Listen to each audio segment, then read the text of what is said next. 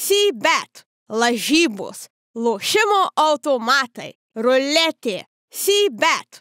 Nesaikingas lošimas gali sukelti priklausomybę. Tai tada jūs čia nepavyko, kas nėra tą pralaimėjimą? Nežinau, Žalgiris žaidė daug solidžiau, nuo pat, manau, pirmos rungtynių minutės, su aiškiom idėjom puolime, su agresyvia savo gynyba.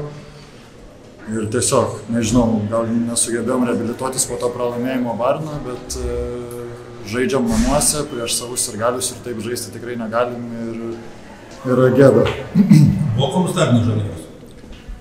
Ne, aš manau, kad kaip ir kalbėjom prieš rungtynes, solidi komanda su aiškiais lyderiais. Tikrai, būtent to, ko tikėjomės, akcentavom, kad Maniako ieškos puolime, sukurs jam metimus, kad jisai nemestų laisvės tiek po pick and popo, tiek po užtvarų. Pradėjo turbūt su 3 ar 4 tritaškais visiškai laisvės. Taip, kad čia mūsų kaip žaidėjų ir tikrai ne trenerių klaidos, kad nesugebam įvertinti tokių pavojingų varžovų. Pirmą kartą šį sezoną nepavyko uždominuoti puolime su atkovotais kamuoliais. Tai kažkokį papildomą dėmesį Žalgiriui? Ne, tiesiog jie viską įmetė.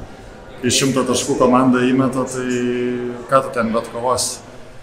Taip kad tikrai, kai yra gera gynyba, tada gali atkovoti kamuolius, ar aš, ar bet kuris kitas galim bėgti greitą puolimą, kas yra mūsų, manau, stiprioji pusė, bet kai tokia gynyba, kai mums meta iš po krepšio, nežinau, kas norėjo, tas metė, taip kad kokius ten kamuolius tu atkovosi.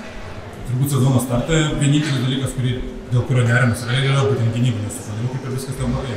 Aš nežinau, aš manau, kad nėra nei vienoj pusėje gerai, nei kitoj. Turim žaisti kartu, turim dalintis kamuoliu, gynyboje turim žinoti, ką darom ir turim būti visi vieningi ir daryti tą patį darbą, o puolime tiesiog dalintis kamuoliu, žaisti kaip komanda. Atrodė, kad rungtynėse prieš Berlyno Albą jau buvo žingsnis įdėtas į priekį, dabar po šitų rungtynių tikrai atrodo, kad dėjom žingsnį atgal ir tai tas tikrai liūdnina.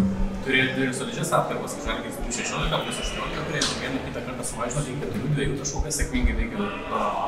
Kai sėkmingai veikia, nežinau, reikia žiūrėti rungtynės, bet man dabar taip atrodo, kad veikia sėkmingai žaidimas 1-1 individualiai ir sunkių metimų, sakykime, tas žaidimas tokį iš talento, kur Hovardas pataikė sunkius metimus, bet ar ten buvo žaidimas komandinis, aš nemanau. Daug pajokų komandai, natūralu, kad reikia susitelkti tam visam mechanizmui komandai.